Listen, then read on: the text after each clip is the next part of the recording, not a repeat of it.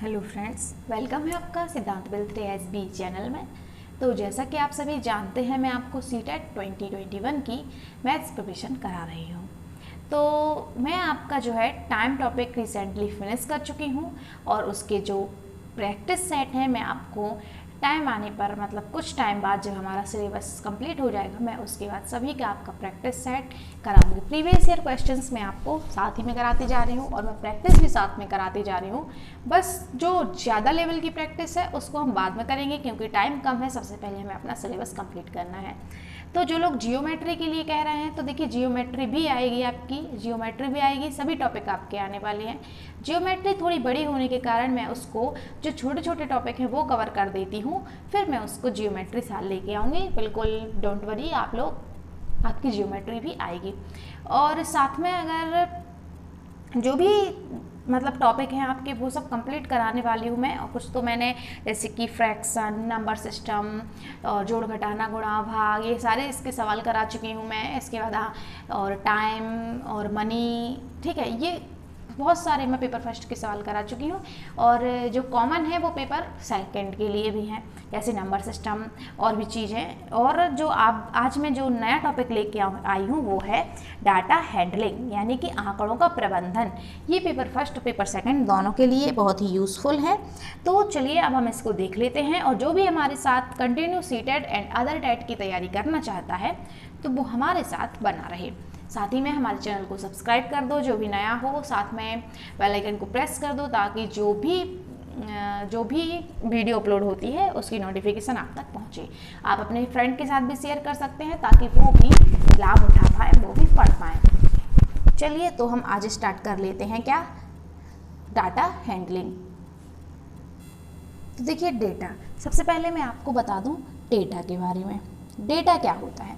तो देखिए डेटा जो होता है वो कोई भी सूचना अपन कह सकते हैं कि किसी की सूचना इकट्ठा करना, वो डेटा कहलाता है। जैसे कि मैंने आपसे बोला कि एक स्कूल में क्या है कि ये बताओ आप कि एक स्कूल में कितनी गर्ल्स हैं और कितनी बॉयज़ हैं और किस किस क्लास में कितने गर्ल्स बॉयज़ हैं, इसको अलग अलग बताना है। तो आप क्या कर सकते हो कि इसकी एक टेबल बना सकते हो। आप एक टेबल बना लो और इस क्लास वाइज क्लास लिख लो, क्लास फर्स्ट, फिर उसके 2 कॉलम बना लो, उसमें गर्ल्स और बॉयज़, फिर क्लास सेकेंड, क्लास थर्ड, इस टाइप से डेटा इकट्ठा करना, ये क्या कहलाता है? हमारा डेटा कहलाता है। ये जो सूचना होती है, जानकारी होती है, ये डेटा कहलाता है। अब इस डेटा में क्या होता है कि कई चीज़ें हमें निकालनी पड़ती हैं। पता चला कि हमें औसत निकालना है उनका, तो औसत ही क्या कहलाता है? माध्य कहलाता है। ठीक है, औसत निकालना है। फिर पता चला कि सब बच्चों को खड़ा कर दिया, पता करना है कि बीच वाला कौन है, ये निकालना है। ठीक है, उनके बीच का गैप निकालना है। इस टाइप से क्या है, ये जो डेटा के लिए हम जो निकालते हैं, डेटा पर जो उपयोग करते हैं डेटा का, कि डेटा के लिए क्या करना है कि चलो औसत निकालो। कुछ अपन ने डेटा निकाल लिया कि ये बच्चे इन विषय में पास हो चुके हैं, अब आप औसत निकालो। औसत निकालते ना, बस इसी टाइप से हमें डेटा हैंडलिंग की ज़रूरत होती है। मैंने कुछ ज़्यादा ही बोल दिया है। चलिए अब हम आते हैं अपने टॉपिक पर। तो देख लेते हैं कि डेटा में हमें क्या क्या पढ़ना है। डेटा हैंडलिंग में हम पढ़ेंगे समांतर माध्य, माध्यिका, बहुलक और प्रसार। ये सब हम पढ़ेंगे। ये सब आपने पढ़े भी होंगे, उम्मीद है कि ये सब आपने पढ़े होंगे। ठीक है, तो आज हम इसको जो सीटेट का लेवल है उसके हिसाब से पढ़ लेंगे। सबसे पहले हम देखेंगे समांतर माध्य को। तो देखिए सबसे पहले हमें देखना है समांतर माध्य को। समांतर माध्य जैसे अपन निकालते हैं, ये समझ लीजिए कि समांतर माध्य क्या है? औसत है। क्या है? औसत है, क्योंकि हम इसको बिल्कुल ऐसे ही निकालते हैं। तो औसत का क्या सूत्र होता है? सभी आंकड़ों का योग होता है। सभी आंकड़े मतलब जितनी भी हमें चीज़ें, जितना भी डाटा दिया गया है, डाटा यानी कि आंकड़े, तो सभी आंकड़ों का हमें क्या करना है? योग करना है। और बटे में सभी आंकड़ों की संख्या, जितनी भी संख्या है, तो वही औसत कहलाता है और वही हमारा क्या कहलाता है? समांतर माध्य कहलाता है। तो देखिए इस सभी आंकड़ों का योग, तो देखिए हमें 1 से लेकर 19 तक फिर योग निकालना पड़ेगा। तो देखिए क्या होता है, इसके कई तरीके होते हैं। इसके जो तरीके होते हैं वो ये होते हैं कि या तो हम इन सबको जोड़ें और फिर इनकी संख्या बटे में लिखें, फिर भाग दे के निकालें। ठीक है, या तो ये है, या फिर हमें कर लेना है इसको कैसे देखिए, या फिर हम इसको जो है वो ऐसे कर सकते हैं कि जैसे मैंने यहाँ पे लिखा है 1, ठीक है, यहाँ है अब 19, तो हम ये फर्स्ट वाला और लास्ट वाला जोड़ दें। कब जोड़ेंगे लेकिन? जब हम यहाँ के बीच का डिफरेंस सब समान होगा, यहाँ पे एक, यहाँ पे एक। सिर्फ ये तब होगा जब इनके बीच का डिफरेंस समान होगा। जो मैं अभी बताने जा रही हूँ वो तभी होगा जब इनके बीच का डिफरेंस समान होगा। तो देखिए हम क्या करेंगे, जो लास्ट वाला नंबर है और जो पहले वाला नंबर है हम क्या कर देंगे, उसको जोड़ देंगे। तो देखिए हमें क्या करना है कि ये 1 + 19 को जोड़ना है और 2 से क्या करना है, भाग देना है। बस ऐसा अगर कर देंगे तो हमारा माध्य निकल आएगा। सिर्फ कब? जब क्या हो, ये इनके बीच का डिफरेंस समान हो। तो हम क्या करेंगे, फर्स्ट और लास्ट को जोड़ देंगे और 2 से क्या कर देंगे, भाग दे देंगे। तो ये हो जाएगा आपका 20 और ये हो जाएगा बटे में 2, यानी कि कितना आ जाएगा, इसको काटने पे 10 आ जाएगा। तो 10 हमारा समांतर माध्य हो जाएगा। ठीक है ना? आया समझ में? क्या किया, सिर्फ फर्स्ट और लास्ट को जोड़कर 2 से भाग दिया। चलिए अब देख लेते हैं नेक्स्ट क्वेश्चन। नेक्स्ट क्वेश्चन क्या है, निम्नलिखित आंकड़ों में हमें माध्य निकालना है। किसका? 2 से लेके 20 तक। तो पहले तो क्या है कि अपन इन सबको जोड़ दो, लेकिन अगर अपन को जोड़ना नहीं है तो अपन क्या करेंगे, इनके बीच का डिफरेंस देखेंगे। यहाँ 2, यहाँ 2, यहाँ 2, मतलब 2 2 का डिफरेंस है। तो अगर ये जो डिफरेंस है नंबर्स का, डिफरेंस समान होता है तो हम क्या करते हैं, जो फर्स्ट पद होता है यानी कि पहला टर्म और जो लास्ट टर्म होता है उसको जोड़ते हैं, यानी कि 2 + 20 करेंगे और फिर उसको क्या करते हैं, 2 से भाग देते हैं। तो यहाँ पे आ गया 22 बटे 2 और जब हम काटेंगे तो कितना आ गया, 11। सिर्फ सिंपली यही, बस हमारा माध्य निकल गया। तो आ गया समझ में? क्या किया कि अगर माध्य निकालना है तो अगर डिफरेंस समान है तो आगे वाला और पीछे वाला जोड़ देते हैं और 2 से भाग दे देते हैं। ठीक है, अब देख लेंगे नेक्स्ट क्वेश्चन। तो देखिए हमारा नेक्स्ट क्वेश्चन क्या है। हमारा नेक्स्ट क्वेश्चन ये है कि 5 प्रेक्षण हमें दिए गए हैं, x, x+2, x+4, x+6, x+8। इसका माध्य क्या है, 11 है। तो प्रथम 3 प्रेक्षणों का माध्य क्या होगा। तो हमें क्या करना है कि पहले 3 प्रेक्षणों का माध्य निकालना, लेकिन ये x में है तो क्या करेंगे अपन, पहले इनका माध्य निकालेंगे। कैसे निकालेंगे, देखिए x का मान निकालने के लिए अपन क्या कर सकते हैं। तो देखिए मैं आपको बताती हूँ। जैसे x, x+2, x+4, x+5, x+8। तो हमें क्या करना है, ये हमें माध्य दिया गया है। तो देखिए अगर हमें एक बात का ध्यान रखना है कि अगर हमें माध्य दिया जाए और हमें योग निकालना है तो हमें क्या करना है कि जितनी भी संख्याएं रहेंगी उसका गुणा इसमें कर देना है। जैसे कि मैंने आपसे बोला कि 1 2 3 4 5, इसका क्या निकालिए आप, माध्य निकालिए। तो हम क्या करेंगे कि इनका माध्य अपन को जितना भी दिया गया हो उसमें अपन इन संख्याओं का क्या कर देंगे, गुणा कर देंगे। यानी कि अगर माध्य 3 निकला और संख्याएं 5 है तो उस 5 का गुणा कर देंगे तो उनका वो योग आ जाएगा। क्यों आ जाएगा, क्योंकि क्या होता है कि देखिए मैंने आपको सूत्र क्या बताया था, क्या होता है कि आंकड़ों का योग बटे आंकड़ों की संख्या, समांतर माध्य का सूत्र और औसत का सूत्र संख्या। तो यहाँ पे हम क्या कर देते हैं, यहाँ पे हम आंकड़ों का योग बटे आंकड़ों की संख्या, यहाँ पे आ जाता है माध्य। तो क्या करते हैं कि अगर हमें योग अगर चाहिए तो ये इसके भाग में है, ये इसके भाग में है। तो जब ये इस तरफ जाएगा तो ये किस में पहुंच जाएगा, ये गुणा में पहुंच जाएगा और आंकड़ों का योग निकल आएगा। तो हम क्या करते हैं, अगर माध्य में हम आंकड़ों की संख्या का गुणा कर देते हैं तो आंकड़ों का योग आ जाता है। मतलब यहाँ पे टोटल संख्याएं कितनी हैं, 1 2 3 4 5 संख्याएं हैं। अगर अपन 11 में गुणा कर देंगे 5 का तो हमारा इन संख्याओं का योग आ जाएगा। यानी कि x + 2, x+3, x+3 नहीं है, माफ, sorry, x+2, x+4, x+4, x+6, x+8 बराबर आ जाएगा आपका 11 × 5 कर देंगे तो कितना आ गया, 55 आ गया। ये अपना 55 आ गया। ठीक है, अब हम क्या करेंगे कि देखिए x में x को जोड़ते हैं और नंबर में नंबर को जोड़ेंगे। तो 1 2 3 4 5 यानी कि कितना, 5x। ठीक है, प्लस कितना, 2 4 2 6 6 6 12 8 20 बराबर 55। ठीक है, क्या किया है, संख्याओं माध्य में संख्याओं का गुणा किया। अब क्या कर देंगे, 5x बराबर 55 में से अपना 20 जाएगा तो यहाँ कितना बचेगा, 15 बचेगा, 15 बचेगा ना, नहीं 15 नहीं बचेगा, 35 बचेगा। कितना बचेगा, 35। और x बराबर क्या होता है, जब हम पक्षांतर करते हैं तो जो यहाँ प्लस में होता है वो इस तरफ जाकर माइनस हो जाता है, तो 55 में से ये 20 को माइनस कर दिया, और जो यहाँ गुणा में होता है वो यहाँ बटे में आ जाता है, तो 5 एकम 5, x बराबर 5 7 35, यानी कि x का मान हमारे पास कितना आ गया, 7 आ गया। तो अब यहाँ रख लेंगे, देखो ये हो गया हमारा 7, ये हो गया 9, 7 2 9, ये हो गया 7 4 11। अब हमें क्या करना है, प्रथम तीन प्रेक्षणों का माध्य, इनका माध्य निकालना। तो देखिए या तो माध्य हमारा ये सा देख लीजिए कि इधर से एक संख्या छोड़ दो, इधर से एक संख्या छोड़ दो, तो ये 9 बीच वाला हमारा क्या हो जाएगा, 9 माध्य हो जाएगा।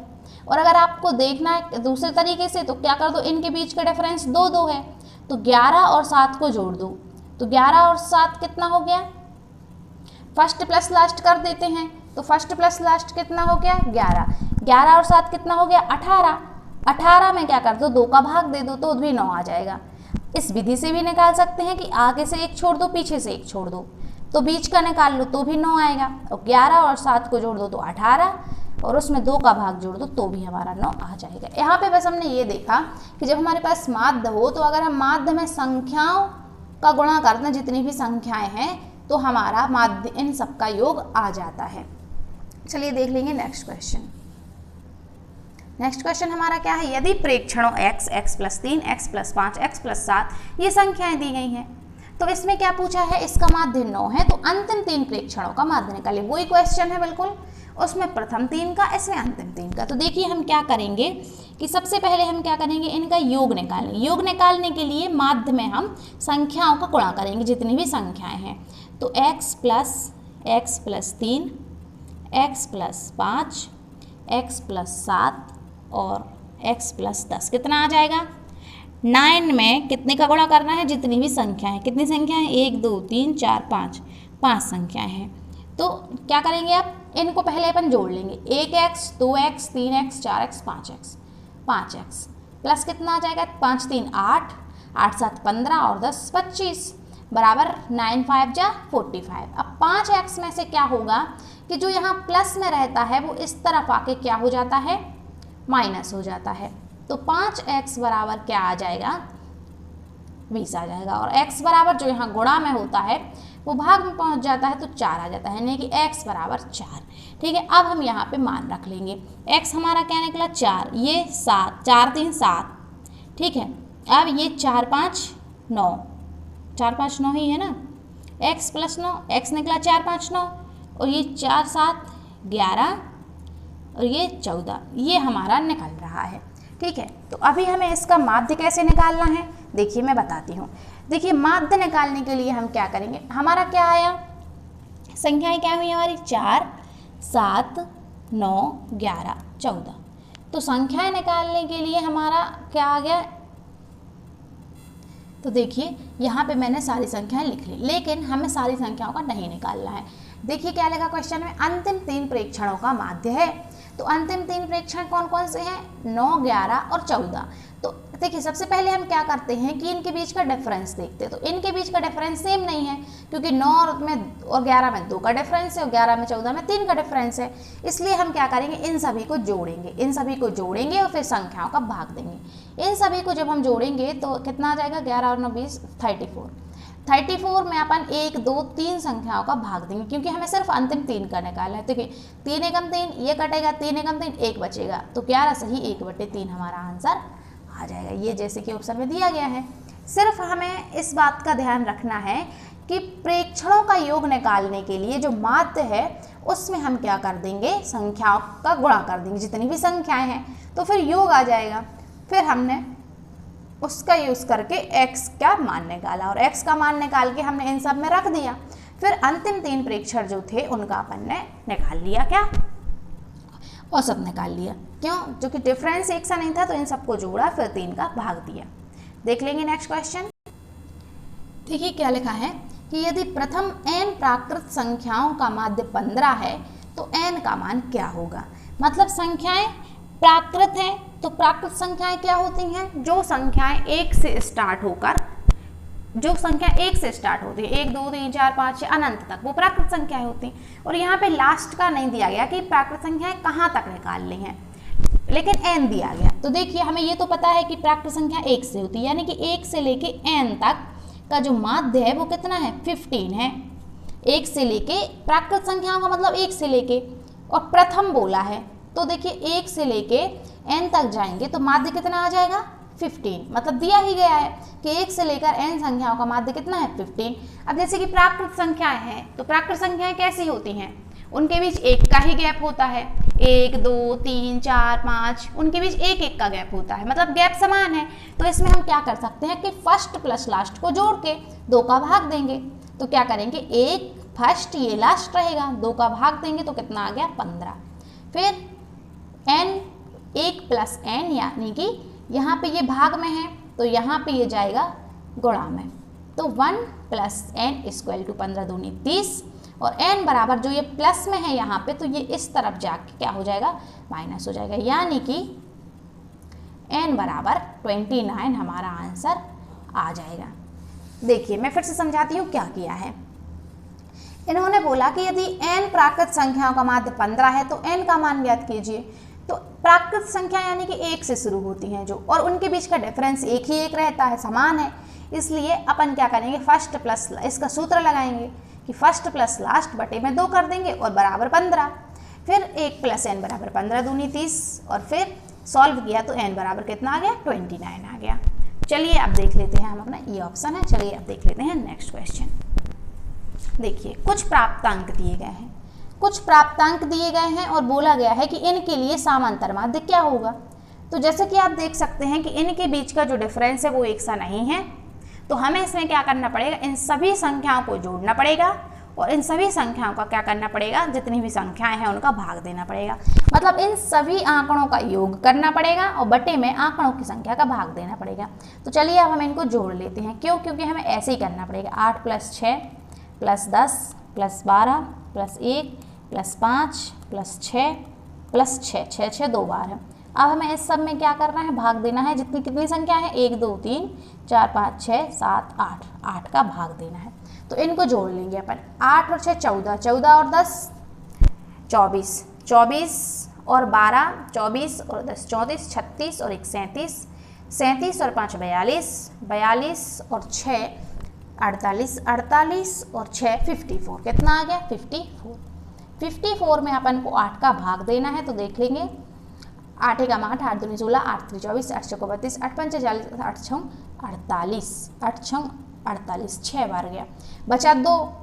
यहाँ पे 6 बार गया, 2 बच गया, ठीक है, 2 नहीं बचा। 8 6 48, 6 बच गया। अब क्या करेंगे, 6 में तो जाता नहीं इसलिए दशमलव लगाएंगे तो 0 बढ़ जाएगा। तो 8 7 56 आ जाएगा। 56 के बाद बचेगा 4, तो यहाँ पे 0 लग जाएगा तो 5 आ जाएगा, यानी कि 8 5 40। तो 6.75 जो है माध्य आ जाएगा, 6.75। यहाँ पे क्या किया कि डिफरेंस सेम नहीं था, इसलिए हमने इन सबको जोड़ा, फिर जो संख्या जितनी भी संख्या है उससे भाग दिया, बस सिंपल हमारा आंसर आ गया। देख लेंगे नेक्स्ट क्वेश्चन। नेक्स्ट क्वेश्चन हमारा ये है कि अगर 16 13 15 11 x 8 7 का औसत 12 है तो x का मान ज्ञात कीजिए। तो देखिए क्या है, हमें सूत्र क्या मालूम है, ये हम क्या करेंगे, 16 सभी आंकड़ों का योग करेंगे, 13 plus 15 plus 11 plus x plus 8 plus 7, ठीक है। कितनी संख्याएं हैं, 1 2 3 4 5 6 7, 7 संख्याएं हैं। बराबर में इनका माध्य कितना दिया गया है, 12 दिया गया। तो अपन क्या करेंगे, मैंने आपको ये करके भी बता दिया और मैंने आपको अभी बताया है कि जब हम माध्य में संख्याओं का गुणा कर देते हैं तो इनका योग आ जाता है। तो डायरेक्ट भी कर सकते थे, लेकिन मैंने आपको समझाने के लिए लिख दिया। तो क्या करेंगे अपन कि अब इन सबको अपन जोड़ लेंगे और ये यहाँ पे गुणा में पहुँच जाएगा। तो देखिए यहाँ पे तो आ जाएगा 12 8 7 84।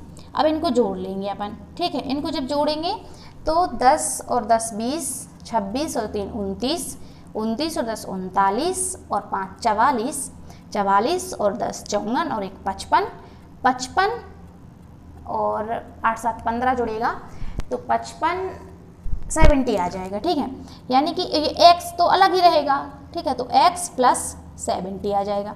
अब क्या होगा कि x में 84 में से अपन इस 70 को क्या कर देंगे, माइनस कर देंगे, तो x बराबर कितना आ गया, 14 आ गया। यह हमें बस x का ही मान निकालना था, मतलब माध्य दिया गया था संख्या का और एक संख्या नहीं दी गई थी तो उसको x बताया गया, तो उस x का हमने क्या किया, मान निकाल लिया।